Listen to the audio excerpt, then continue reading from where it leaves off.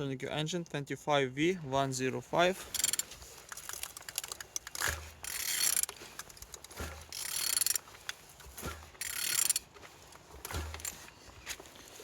Turning good, and the front engines looks good, as you can see.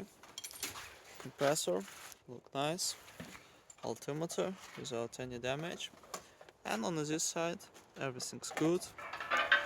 Look as well on the gearbox. We don't see any damage. Same as well like on this side. Everything nice. Engine's turbo. All broken. Turbo turn. And on the top all connectors without any damage.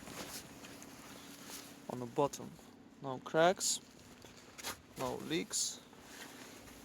And turning your engine 25V105.